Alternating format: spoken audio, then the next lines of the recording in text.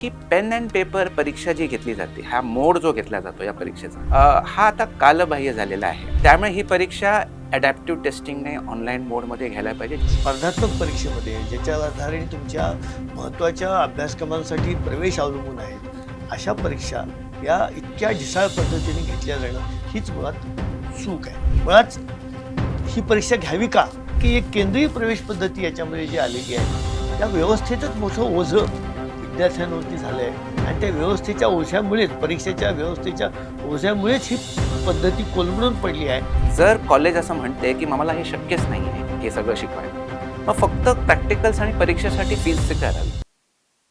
नमस्कार. Top news मराठीमध्ये आपलं स्वागत. मी अरुण मेहत्रे आणि आपण पाहतात टॉप न्यूज संवाद. मंडळी, आजचा संवादचा खरं तर वादाचा विषय आहे 12वीचा बाजार. आणि माझ्यासोबत आहेत दोन तज्ज्ञ पाहुणे या विषयावरती बोलण्यासाठी. प्राध्यापक दुर्गेश मंगेशकर विद्यार्थ्यांना करिअर विषयक मार्गदर्शन करत असतात आणि एकूणच प्रवेश प्रक्रिया जी वेगवेगळ्या कॉलेजेससाठी, इन्स्टिट्यूशनसाठी असते, तर त्या संदर्भात ते तज्ज्ञ आहेत. त्या बाबतीत त्यांची माहिती किंवा त्यांचा अनुभव हा आपल्याला उपयोगी पडत असतो. आणि दुसरे अर्थातच प्राध्यापक धनंजय कुलकर्णी.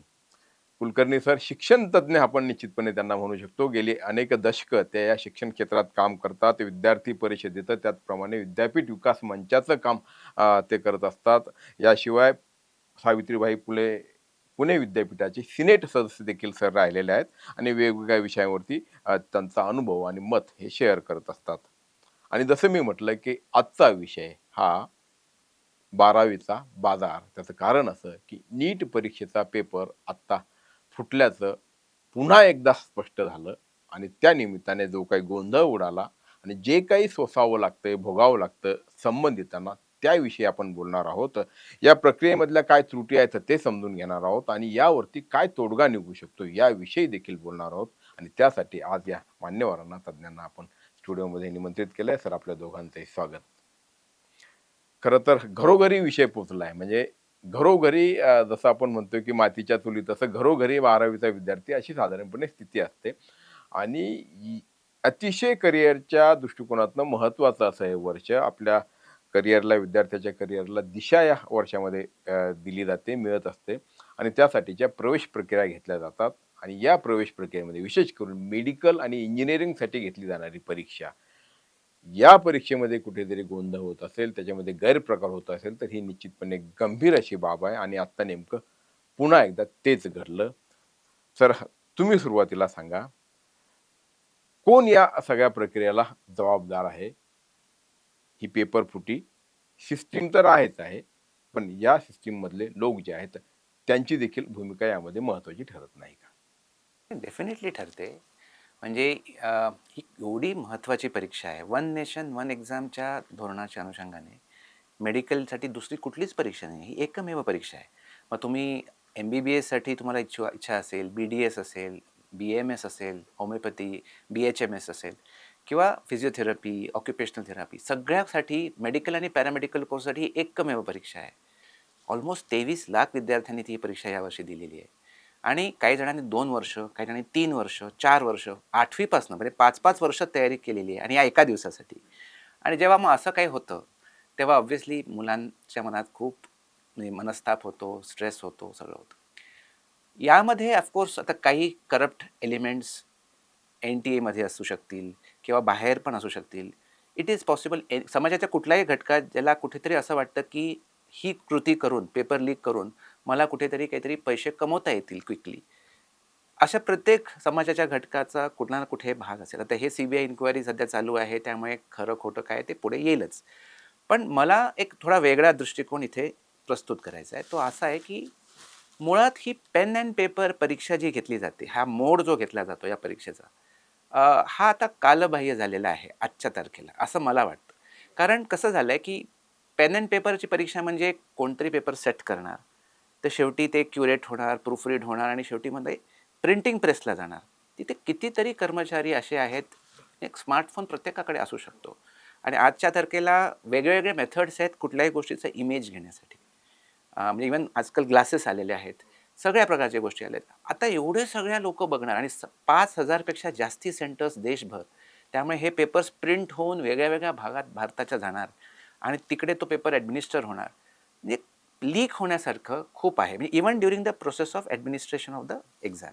आणि त्याच्या आधी ऑफकोर्स जर कुठले करप्ट एलिमेंट्स असतील एजन्सीमध्येच NTA तर ते तर पेपर फोडू शकतातच. म्हणजे एक पेपर सेट करतानाच ते शेअर करू शकतात आणि आजकाल कम्युनिकेशन आणि कुठली गोष्ट व्हायरल व्हायला काय वेळ लागत नाही. त्यामुळे पेन अँड पेपर परीक्षा आजच्या तारखेला हे सॅक्रोसॅन्क्ट नाही आहे. म्हणजे ह्याच्यानी काही म्हणजे कुठल्याही एजन्सीला तो कितीही चांगला चेअरमॅन असू शकतो, शिक्षण मंत्री किती चांगला असू शकतो, with the best of political intentions also and best of bureaucratic intentions, pen and paper परीक्षेला असं विदाऊट पेपर लीक करणं मला तरी वाटतं अशक्यसारखंच आहे आपल्यासारख्या देशात.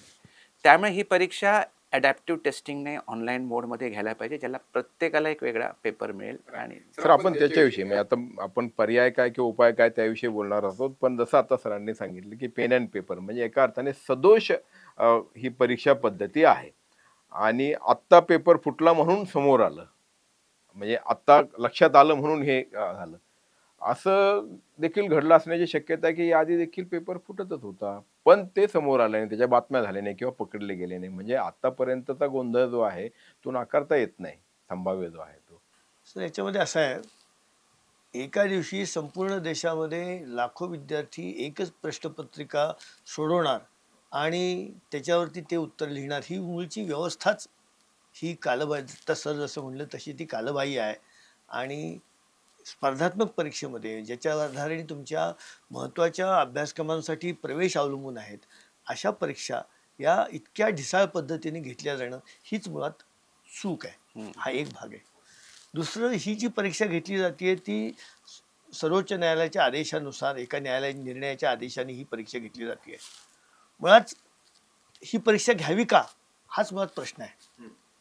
पूर्वी तुमच्या 12वीच्या मार्काच्या गुणांच्या आधाराने तुम्हाला MBBSला किंवा या पॅरामेडिकल कोर्सेसला प्रवेश मिळत होते किंवा कुठल्याही प्रकारच्या वैद्यकीय अभ्यासक्रमांसाठी प्रवेश मिळत होते. आणि त्या स्तरावरती, त्या महाविद्यालय स्तरावरती, व्यवस्थापन स्तरावरती त्यांच्या ठिकाणी आलेल्या प्रवेश अर्जानुसार प्रवेश दिले जात होते. परंतु आता ही सगळी पद्धती बदलून जी की एक केंद्रीय प्रवेश पद्धती याच्यामध्ये जी आलेली आहे, या व्यवस्थेतच मोठं ओझं विद्यार्थ्यांवरती झालं आहे. आणि त्या व्यवस्थेच्या ओझ्यामुळेच, परीक्षेच्या व्यवस्थेच्या ओझ्यामुळेच ही पद्धती कोलमडून पडली आहे असं आमचं याच्यातलं स्पष्ट मत आहे. त्यामुळे अशा प्रकारच्या केंद्रीय प्रवेश पद्धतीची आवश्यकता, प्रवेश परीक्षेचीच आवश्यकता नाही, याचा पुनर्विचार शासनाने केला पाहिजे असं आमचं याच्यावरती स्पष्ट मत आहे. नाही, समान न्याय या दृष्टिकोनातून या प्रवेश प्रक्रियेचा जन्म झाला असं म्हणावं लागेल. समान न्याय करत असताना तुम्ही असमान व्यवस्था निर्माण करत आहात, म्हणजे ज्याच्यात ती व्यवस्थाच सदोष आहे मुळात. कारण मला जर चांगल्या महाविद्यालयात प्रवेश मिळायचा पाहिजे असेल तर मला परीक्षेमध्ये चांगले गुण मिळाले पाहिजेत. मग परीक्षेमध्ये चांगले गुण मिळवायचे दोन मार्ग आहेत. एक तर चांगला अभ्यास करून गुण मिळवायचे, नाही तर गैरमार्गाने प्रश्नपत्रिका मिळवायची, त्या प्रश्नपत्रिकेच्या आधाराने चांगले गुण मिळवायचे आणि चांगल्या महाविद्यालयात प्रवेश मिळवायचा. हे दोन्ही प्रकार चालतात. म्हणजे काही विद्यार्थी जे अत्यंत प्रामाणिकपणे अभ्यास करून परीक्षेला बसतात, गुण मिळवतात आणि चांगल्या महाविद्यालयात प्रवेश मिळवतात, पण त्याच वेळेला याही मार्गाने प्रवेश मिळवला जातो. त्यामुळे जे विद्यार्थी चांगला अभ्यास करून प्रयत्न करत असतात त्यांच्यावरती अन्याय होतोच. त्यामुळे ही एक असमान व्यवस्था याच्यात निर्माण होते. गैरव्यवहार हा कुठल्याही क्षेत्रामध्ये कुठल्याही मार्गाने लोक करू शकतात, कारण गैरप्रवृत्ती ही माणसाच्या मनातला एक स्थायी भाव आहे, काही प्रमाणात, सगळ्या प्रमाणात नाही. पण त्याला जर आपल्याला प्रतिबंध करायचा असेल तर तुम्हाला ही सदोष व्यवस्थाच पहिल्यांदा दूर केली पाहिजे. आणि शिक्षण क्षेत्रातले निर्णय न्यायव्यवस्थेने करावा याची अपेक्षाच नाही आणि आवश्यकता पण नाही.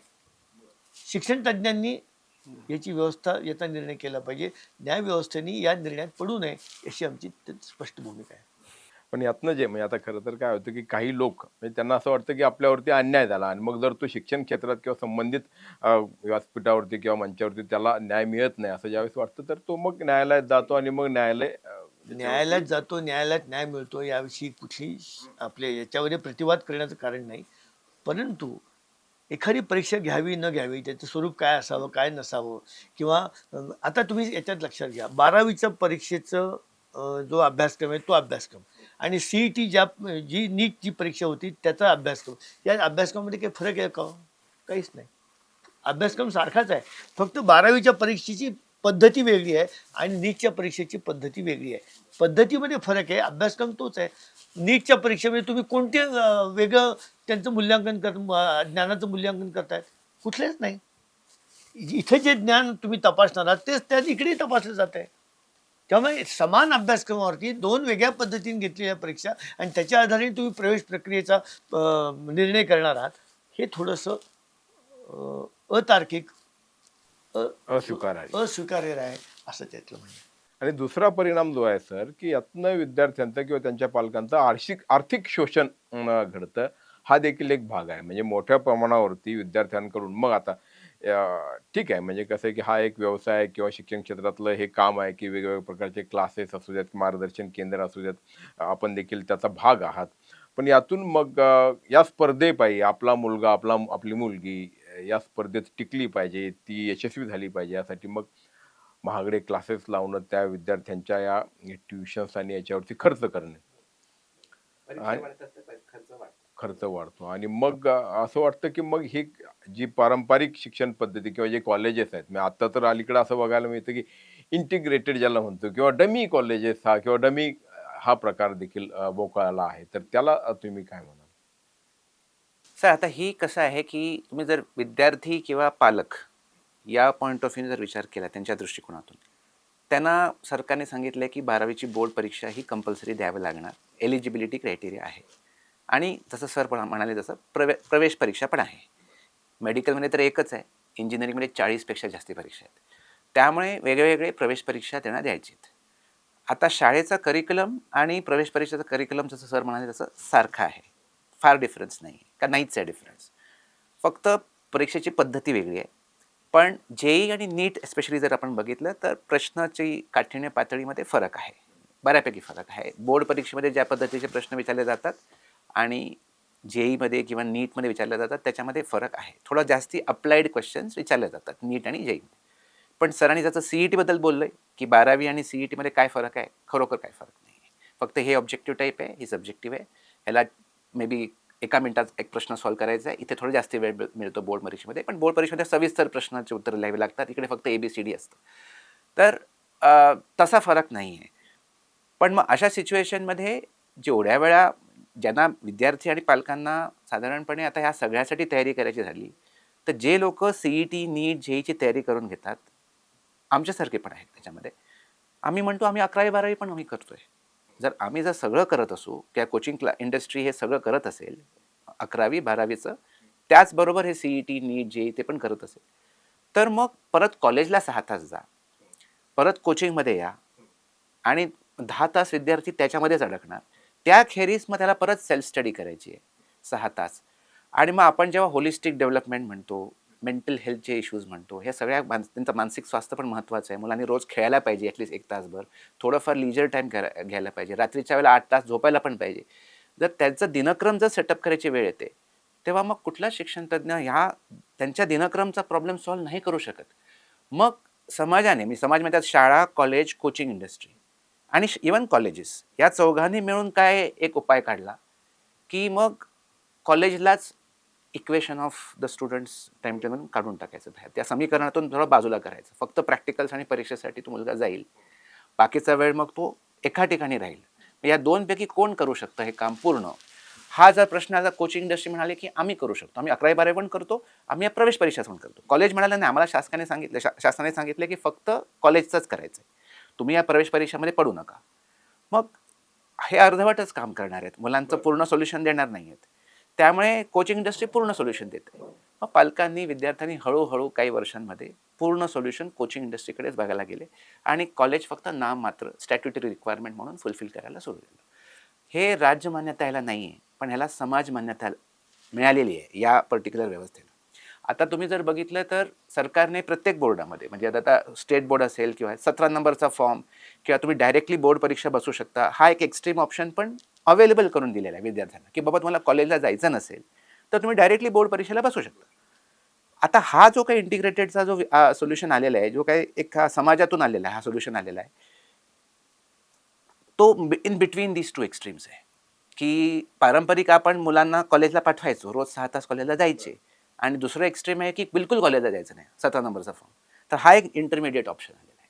तर मला तरी माझं तरी असं मत आहे की ही एक फिनॉमिना आहे ना समाजात, हे वास्तविकता आहे ना, हे लपून छपून करायची गरज काय. जर कॉलेज असं म्हणते की मला हे शक्यच नाही आहे हे सगळं शिकवायला, मग फक्त प्रॅक्टिकल्स आणि परीक्षेसाठी कॉलेजने पैसे स्वीकारावे, फीज स्वीकारावी आणि गव्हर्नमेंटने त्यांना तशी तरतूद द्यावी. ठीक आहे, ज्या विद्यार्थ्याला येऊन तिथे शिकायचं नसेल कॉलेजला, त्याला फक्त प्रॅक्टिकल्स आणि परीक्षा घ्यायची आहे, तशी एक असा GR काढून परमिशन रीतसर असू दे ना, काय हरकत आहे. नाही म्हणजे हे पण मग हात ती खोतांड व्यवस्था झाला ना. काय कारण म्हणजे मुळात काय की याच्यातनं काय प्रतिवाद असा होऊ शकतो की मग ती पाहिजे तरी कशाला ती व्यवस्था नाही पण मग त्यासाठी एवढा मोठा शासकीय खर्च आणि हे जे आहे किंवा म्हणजे मुळात हे कुठेतरी अपयश आहे. मला तुम्ही म्हणता तसं हे जे आहे ना शिक्षण व्यवस्थेचं सामाजिक व्यवस्थेचं प्रस्थापित जे आहे ना, व्यवस्थेचं प्रस्थापित शिक्षण व्यवस्थेचं हे पूर्णपणे अपयश आहे. ते मान्य. म्हणजे ज्या मान्यवर कॉलेजेस आहे, महाविद्यालय आहे, जिथं 11-12वीचे वर्ग चालतात, तिथे प्राध्यापकांनी त्यांचा पूर्ण 12वीच्या परीक्षेचा अभ्यासक्रम शिकवला पाहिजे, त्यांचे प्रात्यक्षिक घेतले पाहिजेत, त्यांना परीक्षेच्या दृष्टिकोनातून तयारी केली पाहिजे. बरोबर आहे. जेव्हा शासनाने असा निर्णय केला की त्यांना 12वीच्या परीक्षेचे गुण आणि प्रवेश परीक्षेचे गुण यांची काहीतरी समान पातळीवरती त्यांना आधार घेऊन त्यांना पुढची प्रवेश मिळणार आहेत, त्यावेळेला या CETच्या परीक्षेच्या सुद्धा तयारीचा विचार शासनाच्या व्यवस्थेमध्ये करण्याची आवश्यकता होती. तो त्यांनी केलेला नाही. हा शासन व्यवस्थेची त्रुटी आहे. नंबर 1 शासन शिक्षण व्यवस्थेची त्रुटी आहे. बरोबर. पण त्याला पर्याय म्हणून हा जो मध्यम मार्ग काढला आहे की तो मार्ग हा तुम्हीच आत्ता म्हटलं की तो तसा समाजमान्य राजमान्य नाही पण समाज मान्य नाही, कायदे मान्य पण नाही. कारण आज या सगळ्या कनिष्ठ महाविद्यालयामध्ये जे प्राध्यापक शिकवतात त्यांच्यावरती शासन नाही लाख 1.5 लाख पगार घेतात, 2 लाख रुपये पगार घेतात किंवा पगार त्यांना देतात. हा एवढा तिथे केवढी मोठी व्यवस्था उभी आहे, एवढी महाविद्यालय आहे, त्याची इमारती आहे, तिथे त्या ठिकाणी सर्व प्रकारची ग्रंथालय आहे, सर्व प्रकारची व्यवस्था त्या ठिकाणी उभी आहे. त्या व्यवस्थेचा शून्य उपयोग करायचा आणि त्यांनी खाजगी क्लासमध्ये जाऊन जिथं सगळ्या प्रकारची व्यवस्था आहे की नाही याचीच शंका आहे. अशा स्थितीमध्ये तिथे जाऊन त्यांनी शिकायचं आणि महाविद्यालयात शिकायचं नाही. म्हणजे एक पूर्ण व्यवस्था उभी असताना ती पूर्ण नाकारायची आणि एक वेगळी अपुरी व्यवस्थेचा उपयोग करायचा, असा हा संघर्ष आहे. आणि त्यामुळे मुळातच जर प्रवेश परीक्षेतच ओझं लोकांना काढून टाकलं तर ही जी महाविद्यालयाची जी व्यवस्था आहे ती परिपूर्ण वापरता येईल. आज कॉलेजमध्ये ज्युनियर कॉलेजमध्ये उपस्थिती नगण्य आहे, नगण्य उपस्थिती. म्हणजे कॉलेजमध्ये जायचंच नाही, जातच नाहीत. आणि ते शक्य म्हणजे जसं सरांनी सांगितलं की ते शक्य नाही कारण त्या मुलांना आणि टाइम टेबल फॉलो करायचं शासनाने नियम असेल तर केलाय की तुम्ही 70% उपस्थिती सक्तीची आहे. आता ही 70% सक्तीची उपस्थिती आणणार कुठनं? सगळंच खोटं. म्हणजे विद्यार्थ्यांची उपस्थिती खोटी, विद्यार्थ्यांनी महाविद्यालयात गेलं हे खोटं, सगळंच खोटं. असं खोट्याचं दर्शन आपण राजरोसपणे का घ्यायचं? आणि त्यामुळे CET परीक्षेचं जे काही आत्ता जे घोटाळे होतात त्याचं जे मूळ आहे ते मूळ या व्यवस्थेमध्ये पण आहे.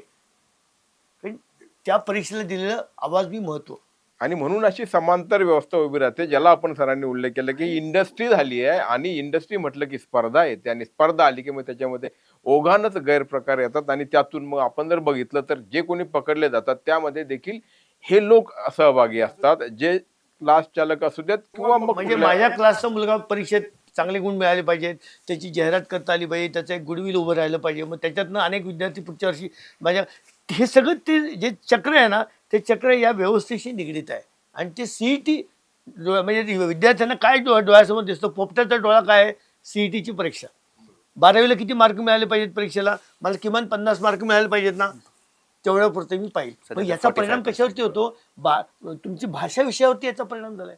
भाषेला काय मला 35 मार्क पडले तरी या वर्षी 10वीच्या परीक्षेत हजारो विद्यार्थी 80,000 विद्यार्थी मराठीमध्ये नापास आहेत. आपण महाराष्ट्रामध्ये मराठी भाषेचं संरक्षण केलं पाहिजे, मराठी भाषा विद्यार्थ्यांनी शिकली पाहिजे. याच्याकडं भाषणं ऐकतो आपण नेत्यांची, पण त्या भाषणाचं आणि वास्तवतेशी काही संबंध नाही एकमेकांशी. तो खरं तर स्वतंत्र परत एक आणखीन विषय चर्चेचा ठरणार आहे. हे कशामुळे झालं तर त्या CETच्या परीक्षेला आम्ही महत्व दिले. त्यामुळे 12वीच्या परीक्षेचे जे 6 विषय आहेत त्याच्यातले भाषा विषय एक आहे, त्याच्याकडे आमचं दुर्लक्ष आहे. फक्त PCM फिजिक्स केमिस्ट्री मॅथ्स. पण त्याच्याविषयी मला सर म्हणजे प्रामुख्याने की इंडस्ट्रियलायझेशन ऑफ दिस सेक्टर हे आपल्याला कुठल्या दिशेला घेऊन चाललंय? कारण जरी तुम्ही त्यातला भाग असला तरी देखील, कारण मी आता पाहिलं म्हणजे मी 2 सीरीज त्याच्यावरती अलीकडे आल्या होत्या बघा Netflixवरती त्या होत्या. म्हणजे कोटा फॅक्टरी आहे, त्यानंतर मग ते हेलो बच्चो आहे. आणि मग काय ते विद्यार्थ्यांवरती असलेलं ते ओझं, ताण हा एका बाजूला आणि दुसऱ्या बाजूला की या क्षेत्राची जी स्पर्धा सुरू आहे, आपापसामध्ये स्पर्धा सुरू आहे, त्यातून जे काही घडतं, तर ते खूप गंभीर आहे सर. खूप गंभीर आहे. तर त्याच्यासाठी भरपूर गोष्टी, त्याच्यात भरपूर पैलू आहेत या सगळ्यामध्ये. पहिलं मी एक मुद्दा म्हणजे थोडासा मला या बाबतीत पण प्रस्तुत करायचे की बोर्ड परीक्षा आधी होती, त्याच्या बेसिसवरती सगळ्या आपल्या प्रोफेशनल कोर्सेसची ॲडमिशन्स होत होती आणि सुरळीतपणे होत होती. नंतर मध्ये काही गोष्टी घडल्या, मग सुप्रीम कोर्टचा एक निर्णय आला आणि त्याच्यानंतर मग वेगळ्या वेगळ्या प्रवेश परीक्षा सुरू झाल्या. पण त्या सुप्रीम कोर्टच्या त्या आदेशाच्या मागे एक लॉजिक होतं आणि ते लॉजिक जोपर्यंत आपण त्याच्यासाठी एक ऑल्टरनेट सोल्युशन काढत नाही तोपर्यंत प्रवेश परीक्षा राहणार, असं माझं मत आहे. ते असं आहे की बोर्ड परीक्षा वेगळ्या वेगळ्या 30 वेगळ्या वेगळ्या बोर्ड्स आहेत, 30 मोर दॅन 30 पूर्ण भारतभर. आणि जर एका विद्यार्थ्याला ॲडमिशन द्यायची असेल, सपोज एकच सीट राहिलेली आहे युनिव्हर्सिटीकडे आणि 4 वेगळ्या वेगळ्या विद्यार्थ्यांनी अप्लाय केलं, चारही जणांना 90%च आहेत असं एज्यूम करूया आपण. आणि ते 4 वेगळ्या वेगळ्या बोर्डचे आहेत, एक CBSEचा आहे, एक महाराष्ट्र बोर्डचा आहे, कोण बिहार बोर्डचा आहे, एक तामिळनाडू बोर्डचा आहे. तर कुठल्या विद्यार्थ्याला ते मिळायला पाहिजे ती सीट, हा प्रश्न राहतो. हाच प्रश्न actually was a crux in that case. तर सुप्रीम कोर्टने मग एक IISc Bangalore, Indian statistical institute आणि IITचे काही प्रोफेसर्सना, मॅथमॅटिक्स आणि स्टॅटिस्टिक्स डिपार्टमेंटच्या प्रोफेसर्सना एक काम दिलं, 6 महिने दिले की तुम्ही की तुम्ही हे फाइंड आउट करा की ह्यांना नॉर्मलाइज करण्यासाठी काय मेथड आहे का. कारण JEE मेन्समध्ये पर्सेंटाईल सिस्टम वापरली जाते, पण तिथे एकच परीक्षा आहे, त्यामुळे काही वेगवेगळे बोर्डची मुलं ती एकच परीक्षा देतात, त्यामुळे ते वेगळं आस्पेक्ट आहे. असं काय आहे का, कुठली मेथड अवेलेबल आहे का. तर त्यांनी 6 महिने लावले त्याच्यासाठी, त्यांचे जे काही त्यांचं नॉलेज होतं त्याच्यासाठी पणाला लावलं. पण कन्क्लुजन असं निघालं त्यांचं की there is no normalization procedure available. त्याचं कारण असं आहे की आज आपण असं नाही म्हणू शकत ना की CBSE बोर्ड महाराष्ट्र बोर्डपेक्षा 1.1 टाइम्स डिफिकल्ट आहे का 1.2 टाइम्स डिफिकल्ट आहे का 1.13 टाइम्स डिफिकल्ट आहे, ह्याला क्वांटिफाय नाही करता येणार. आज माझं जे काही समज आहे की हा क्वेश्चन पेपर किती अवघड होता का किती सोपा होता, मी काहीतरी माझं मत देईन, तुम्ही वेगळं मत देणार, सर अजून एक काहीतरी वेगळं मत देतील, खूप सब्जेक्टिव्हिटी देते. त्याच्यामुळे डिफिकल्टी लेवलला क्वांटिफिकेशन पॉसिबल नाही, त्याला नंबर नाही घालता येत. आणि त्यामुळे अक्रॉस सोसायटीज म्हणजे अक्रॉस बोर्ड लाखो विद्यार्थी देतात, त्याच्यासाठी आपल्याला असं कुठलं एक आकडा देता येत नाही. आणि त्यामुळे वेगवेगळे बोर्डाची मुलं जेव्हा त्यांची मार्क कंपेअर केली जातात, आपल्याला बोर्ड परीक्षेचे मार्क नाही कंपेअर करता येत. जोपर्यंत पूर्ण देशात एक बोर्ड आणि एक बोर्ड एक्झाम होत नाही तोपर्यंत 12वी बोर्डाला परत महत्व देता येणार नाही. म्हणजे ते वन नेशन वन एक्झामिनेशन ज्याला ते म्हणतो, बोर्ड एक्झामसाठी व्हायला पाहिजे. मग असं एज्युकेशन त्यात असलं पाहिजे, असं पाहिजे. तर त्यामुळे म्हणून प्रवेश परीक्षा घ्याव्या, कारण प्रवेश परीक्षेमध्ये सगळ्या बोर्डची मुलं ती एकच परीक्षा देणार. इथून हे सगळं प्रवेश परीक्षेचं सुरू झालं. त्याच्यानंतर व्यावसायिकरण कोचिंग इंडस्ट्रीमध्ये झालेलं आहे, तुम्ही म्हणतात ते बरोबर आहे. पण तसं ना 12वीला पण जर महत्त्व दिलं गेलं तर 12वीसाठी पण कोचिंग, म्हणजे आज जरी तुम्ही प्रवेश परीक्षा बंद करून टाका काही हरकत नाही, पण बोर्ड परीक्षेला परत महत्त्व आणा. बोर्ड परीक्षेसाठी पण लोक परत क्लासेसला जाणारच, तिथेही जर परत हा पेन अँड पेपरवाला पेपर आपण वापरतोच आहे बोर्ड परीक्षेसाठी, तोही फुटूच शकतो. आज का फुटत नाही बोर्ड परीक्षेचा पेपर, कारण आता त्याला महत्त्वच नाही फार काय, फक्त एलिजिबिलिटी आहे, 50% लागतात, 45% लागतात, म्हणून कोणाला फार इंटरेस्ट नाही त्याच्यामध्ये. आता सगळं लक्ष प्रवेश परीक्षेकडे गेलं. त्यामुळे हा जो मूळ इश्यू आहे ना की पेन अँड पेपरने परीक्षा कंडक्ट करणे, मग प्रवेश परीक्षा असो किंवा बोर्ड परीक्षा असो, हा विषय पेपर लीकचा किंवा पॉसिबिलिटी ऑफ पेपर लीक होऊच शकतो. आणि तुम्ही जसं म्हणाल तसं की काही सरकारच्या काही एजन्सीजचे काही लोक, समाजात असे काही लोक आहेत ज्यांना हे अशा सगळ्या गोष्टी करून पैसे लवकर कमवायचे आहेत. कोचिंग इंडस्ट्रीमधले काही लोक ज्यांना असं वाटतं की ह्या स्पर्धेमध्ये मला असं करून माझ्या विद्यार्थ्यांना पुढे नेता येईल आणि मग त्यांची नावं फ्लॅश करून मला अजून पुढे ॲडमिशन्स मिळतील वगैरे, असे स्वप्न बघणारे पण काही विचार करणारे लोक आहेत, मी नाकारत नाही, असू शकतील. आणि याच्या आधी पण कधी काही जेव्हा पेपर लीक झाले होते तेव्हा कोचिंग इंडस्ट्रीमधले काही लोक सापडले होते, मी मान्य करतो. पण सगळेच असे नाही आहेत. म्हणजे शेवटी प्रत्येक सेक्टरमध्ये चांगले आणि वाईट लोक असतात. काही प्रामाणिकपणे शिकवणारे भरपूर लोक खरं तसेच आहेत की जे प्रामाणिकपणे शिकवतात. पण 12वी झालं तरी पण त्याचं व्यावसायिकरण होऊच शकतं. म्हणजे हा माझा बेसिक मुद्दा आहे. त्यामुळे या सगळ्याकडे तुम्ही कसं पाहता? तुम्ही कसं पाहता त्याच्यावर ते सगळं काय अवलंबून आहे. पण मग आता पर्याय काय, आता तोडगा म्हणजे आपल्याला त्याच्याविषयी बोलायचं. तुम्ही जे सांगत होता ते कंटिन्यू थोडंसं करा की शेवटी तुम्ही ज्यात म्हटलं की जशा मास्टर्सच्या म्हणजे MD साठीचे एंट्रन्स होते किंवा काय कॉम्प्युटरच्या किंवा ऑनलाईन पद्धतीनं होते.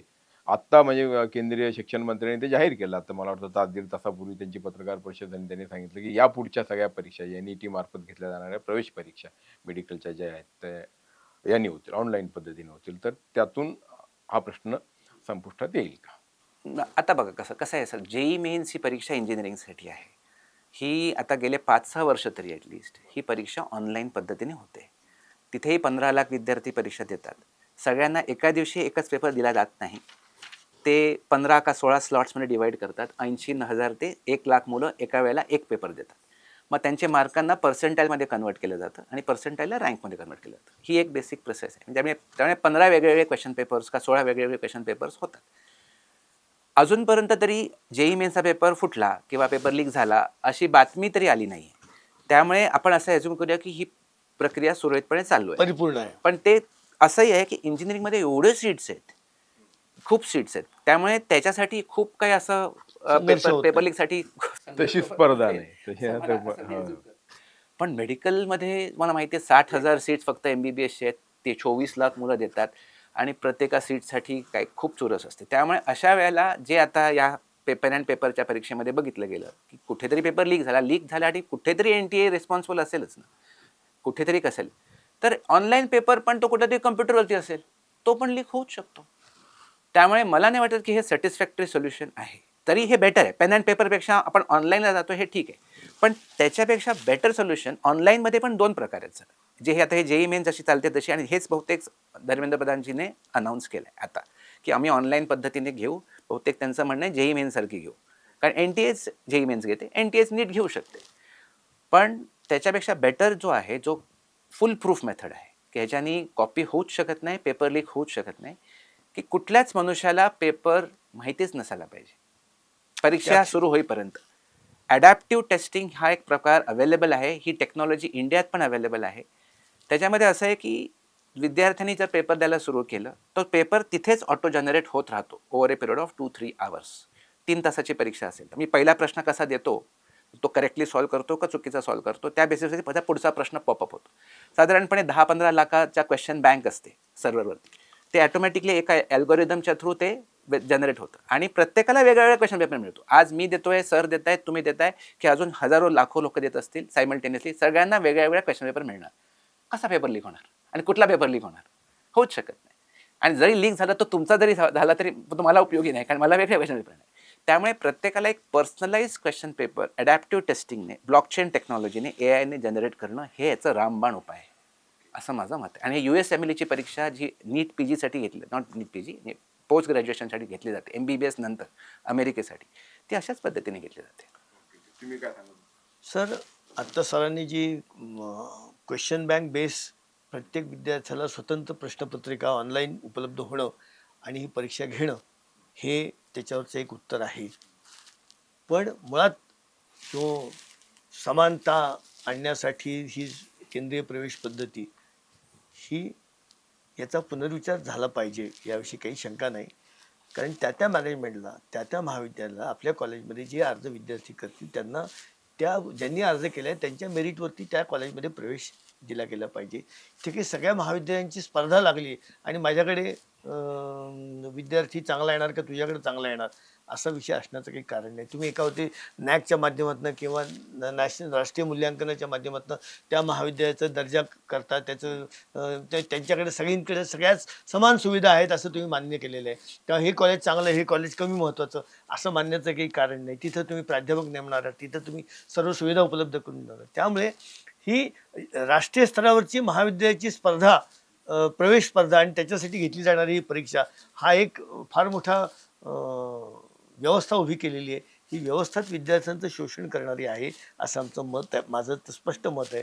त्यामुळे अगदी ही मुळात परीक्षा नसावी, पण घ्यायचीच असेल तर अशी ज्याच्यातनं परीक्षेचे प्रश्नपत्रिका स्वतंत्र प्रत्येक विद्यार्थ्याला मिळेल आणि त्याच्यातनं तो त्याची गुणवत्ता सिद्ध करेल आणि त्याच्या आधारे तो महाविद्यालयामध्ये प्रवेश करेल.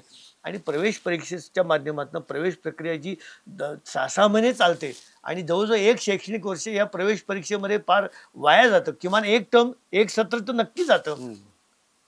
याच्यातनं होणारे जे विद्यार्थ्यांचं शैक्षणिक नुकसान, वेळेचं अपव्यय, पैशाचा अपव्यय, याच्यावरती सुद्धा नियंत्रण आपल्याला, हे सुद्धा या सगळ्या व्यवस्थेचे कारण आहेत, या सगळ्या गैरव्यवस्थेचं, असं आपण लक्षात घेतलं पाहिजे. शासनाने याच्यावरती निर्णय केले पाहिजेत. आणि ठीक आहे, न्यायालयाकडे शेवटी कुठलाही प्रश्न आला तर न्यायालयाकडे आपण निर्णय मागायला जातो. न्यायालयाने सुद्धा तो निर्णय शिक्षण तज्ज्ञांच्या सल्ल्याने किंवा जे या व्यवस्थेमध्ये निर्णय घेण्याची ज्यांच्यावरची जबाबदारी आहे, त्यांनी तो स्वतः निर्णय न घेता न्यायालयावरती सोडून देणं, ही व्यवस्थेची, म्हणजे त्यांनी आपली जबाबदारी टाळण्याचा प्रकार आहे. नाही, असं बोललं जातं की केंद्राला सगळं आपल्या हातात पाहिजे, मग याच्यामध्ये राज्यांची स्वायत्तता जी आहे ती देखील म्हणजे आता परवा राज ठाकरेंनी देखील या संदर्भात एक पोस्ट केली आहे बघा. त्यांनी एक हे की जे राज्य आहेत तर त्यांची स्वायत्तता नको आहे आणि मग सगळं केंद्राला, आणि मग तामिळनाडूने सरकारने त्याला नीटला विरोध केला किंवा केला. केंद्रात काही राज्यांनी विरोध केला. हा नीटची परीक्षा हीच मुळात म्हणजे अनावश्यक व्यवस्था आहे असं आमचं मत आहे. त्याच्यावरती शासनाने पुनर्विचार करावा आणि तरच त्याच्यावरती काही ना काही कायमस्वरूपी उत्तर काढता येईल. पण ते वस्तुनिष्ठ उत्तर पाहिजे. अगदी विद्यार्थीनिहाय किंवा ही इंडस्ट्री चालावी म्हणून ही व्यवस्था चालली पाहिजे असं काही. आणि तुम्ही सर म्हणले तसं 12वीच्या परीक्षेला महत्व आहे, तरी ते 12वीच्या परीक्षेसाठी पुन्हा क्लासेस वगैरे उभं राहतीलच. नाही, पूर्वी असायचेच ना, पूर्वी होतेच ना. म्हणजे त्या पूर्वी कसं होतं, 12वीच्या परीक्षेमध्ये आमचा विद्यार्थी मेरिटमध्ये यायला पाहिजे म्हणून मग त्या क्लासचे विद्यार्थी ते 12वीच्या परीक्षेचे पेपर फोडवा किंवा ते 12वी बोर्डाच्या व्यवस्थेमध्ये जाऊन आपलाच विद्यार्थी क्लासचा त्या मेरिटमध्ये याच्यासाठी प्रयत्न करा, असं होत असे. मग त्याच्यावरती सोल्युशन काय आलं, तर 12वीच्या परीक्षेची मेरिट लिस्टच लावू नका. त्यामुळे गेली 10-15 वर्ष आता 12वीचं हा 12वीत पहिला आला, ही व्यवस्था नाही.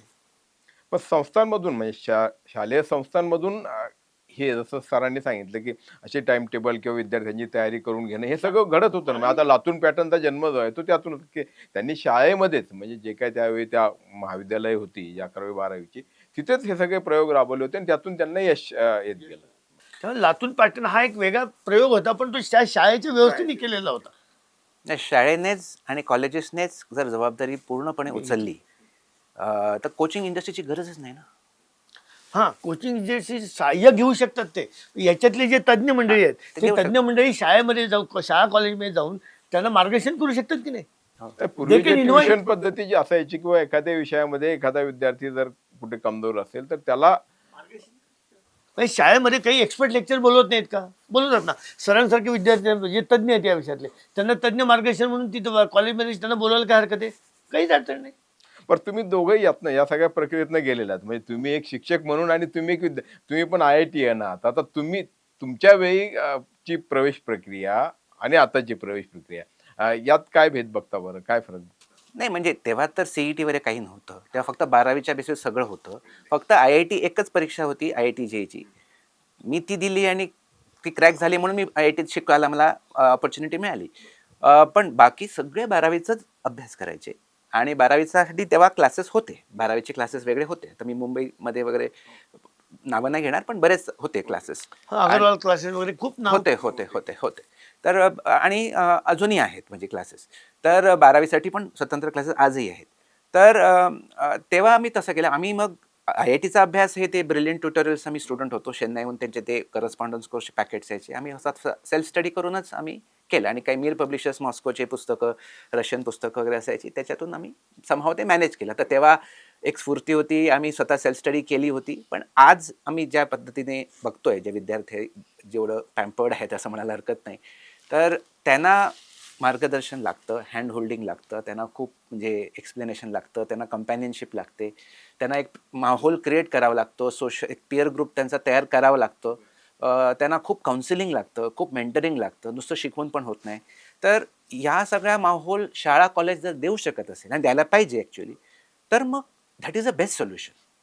That is a best solution. म्हणजे मी त्याच्या पक्षामध्ये की कोचिंग इंडस्ट्री त्याची गरजच नाही, समाजाला कोचिंग इंडस्ट्रीची गरजच नाही, मी स्पष्ट सांगतो, जर शाळा कॉलेजने आपली जबाबदारी पूर्णपणे पार केली तर. आणि एक त्याच्यातलं महत्व आहे, याच्यात पालक नावाचा जो घटक आहे ना, पालकाच्या विद्यार्थ्यांच्याकडनं असणाऱ्या अपेक्षा ज्या आहेत ना, तर त्या विद्यार्थीची क्षमता ओळखून त्या अपेक्षा केल्या पाहिजेत.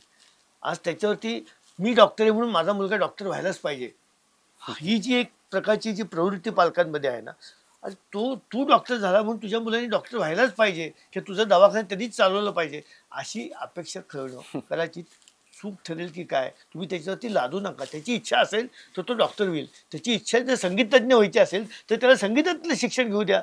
हा एक जो पालकांच्या विद्यार्थ्यांच्याकडनं असणाऱ्या अपेक्षा त्याच्यात सुद्धा या गैरव्यवस्थेचा जन्म आहे, गैरप्रकाराचा जन्म आहे. कारण पालकाला सुद्धा वाटतं की माझा मुलगा जर परीक्षेमध्ये चांगल्या गुणाने उत्तीर्ण व्हायचा असेल तर मला कुठल्या तरी चांगल्या क्लासला जायला पाहिजे. मला सुद्धा पेपर लीक होऊन तो पेपर माझ्या मुलाला मिळाला पाहिजे आणि तरच त्याला चांगले मार्क मिळणार आहेत. त्याच्यावरती ते असा संस्कार नाही करणार की नाही तू चांगला अभ्यास कर आणि चांगला अभ्यास करून तू चांगले गुण मिळव आणि चांगल्या महाविद्यालयात प्रवेश मिळव. याच्या सुद्धा ही पालकांच्या ज्या अपेक्षा आहेत ना विद्यार्थ्यांच्याकडनं हा सुद्धा या प्रश्नाच्या मुळाशी आहे ही नाकारण्यात अर्थ नाही. खरं सांगायचं सगळ्या प्रश्नांच्या मुळाशी पॅकेज नावाचा हा जो शब्द आहे ना बघा तो असतो. लक्षात घ्या की एखादा विद्यार्थी म्हणजे आता की त्यांनी प्लेन फंडामेंटल सायन्समधनं त्यांनी ग्रॅज्युएशन करायचं, एकाने कुठं VIT किंवा COAP मधनं व्हायचं, तिसऱ्यांनी BITS-मधनं व्हायचं, चौथ्यांनी IIT मधनं व्हायचं आणि मग लक्षात येतं की IIT मधनं झालेलं त्याला 40 लाखाचं पॅकेज आहे, BITS-मधनं झालेलं त्याला 24 लाखाचं पॅकेज आहे, COAP मधनं झालेलं आहे त्याला 15 लाखाचं पॅकेज आहे आणि आमच्या इथल्या गावातल्या बुलढाण्यातल्या कॉलेजमध्ये झालेलं आहे त्याला 4 लाखाचं पॅकेज आहे आणि मग ही स्पर्धा सुरू होते. त्यामुळे हा एक भाग त्याच्यातला म्हणजे सामाजिक आहे तसा हा देखील आहे. आणि आता आज प्रवेश परीक्षा प्रकरण कुठपर्यंत आलं. अगदी तुमच्या आमच्या साध्या BBA BCA पण प्रवेश परीक्षा आणली तुम्ही. त्यामुळे अगदी विद्यापीठाच्या डिपार्टमेंटला परीक्षा घ्यायची प्रवेश द्यायची असेल तिथं प्रवेश परीक्षा आली. विद्यार्थ्यांना एका प्रवेश परीक्षेच्या जाळ्यामध्ये अडकवले तुम्ही. हा एक भाग आहे. त्यामुळे आज आमच्या विद्यापीठामध्ये सुद्धा प्रवेश व्हायला जवळजवळ ऑक्टोबर नोव्हेंबर डिसेंबर उजाडतं. हा एक भाग आहे. आज पुणे विद्यापीठासारख्या विद्यापीठामध्ये सुद्धा 50% प्रवेश हे जवळजवळ होत नाहीत. ही अत्यंत वस्तुस्थिती आहे. ऑक्सफर्ड ऑफ द ईस्ट ज्याला आपण म्हणतो त्या ठिकाणी 50% जागा रिक्त राहतात सर. हे भयंकर वास्तव आहे. हे आम्हाला स्वीकारायला लागेल. आणि केवळ नीटच्या परीक्षेची पेपर फुटी हे वरचं दिसणारे दृश्य स्वरूप आहे. त्याच्या मुळाशी असणारे हे जे सगळं गैरव्यवस्थेचं राजकारण जे आहे ना, गैरव्यवस्था आहे त्याच्यावरती आम्हाला उत्तर काढावं लागेल एवढं मात्र नाही. पण आता त्याच्यामध्ये मग त्यामध्ये तुमच्यासारख्या लोकांना सहभागी करून घेतलं जातं का हे उत्तर? कारण काय असतं की परिवर्तन सुधारणा ह्या सगळ्या आवश्यक असतात आणि त्यासाठी मग तुम्ही म्हटलं तसं की तज्ज्ञ असू किंवा या क्षेत्रातले लोक आहेत तर यांनी एकत्र येऊन याच्यावरती काहीतरी शासनाने या परिस्थितीचा गैरव्यवस्थेचा विचार करून याच्यावरती तज्ज्ञांची मार्गदर्शन घेऊन म्हणजे आम्हालाच घेतलं पाहिजे असा आमचा आग्रह नाही. पण अशा अनेक मंडळी आहेत की जे याचा वस्तुनिष्ठ विचार करतील, विद्यार्थी हिताचा विचार करतील, शैक्षणिक हिताचा विचार करतील आणि निर्णय देतील. त्यावर आणि ही गैरव्यवस्था संपेल याच्यासाठी प्रयत्न करा. सर ट्रिपल टॅक्सेशन पेरेंट्सचं होत आहे सध्या. पालकांचं बघा तुम्ही शाळेला किंवा कॉलेजला फी द्या, ओके, जी काय असेल मग गव्हर्नमेंट असेल प्रायव्हेट असेल ती फी द्या.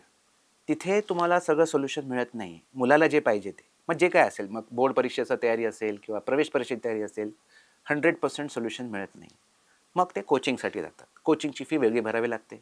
त्याच्यावरती परत गव्हर्नमेंट GST चार्ज करते 18% कोचिंगच्या प्रत्येकी. म्हणजे शाळेची फी द्या, कोचिंगची द्या आणि गव्हर्नमेंटला टॅक्स पण द्या. म्हणजे ट्रिपल टॅक्सेशन आहे. प्रवेश परीक्षेची फी वेगळी आहे सर आणि ती वेगळी ती परत वेगळी तिचं होतं. आणि तुमच्या कोचिंगला ते GST चार्ज करतात. म्हणजे कोचिंग इंडस्ट्रीला शासनाची एक प्रकारची मान्यता आहे ना. कारण शासनाच्या महसुलामध्ये यातनं भर पडतो. त्याच्यामुळे त्यांच्या दृष्टिकोनात हे उत्पन्नाचं एक क्षेत्र आहे. म्हणजे एका पर्यायाने दुसरा प्रकार आता जो आला ना की इंटिग्रेटेड कॉलेजला शासनाने या 18% जे काही GST मान्य तरी तो शासनाने दिली मान्यता आहे इंटिग्रेटेड कॉलेजला. त्याच्यामुळे त्याच्यावरती कोण आक्षेप कोण करणार? घेणार आक्षेप? कोण शासन कारवाई तरी कशी करणार त्याच्यावरती? तुम्ही त्यांच्या उत्पन्नावरती कर लादलं म्हणजे मग तुम्ही त्याला मान्यता दिली. त्यामुळे एका प्रकारची राज्यामध्ये अप्रत्यक्षपणे राज्यमान्यता दिलेलीच आहे.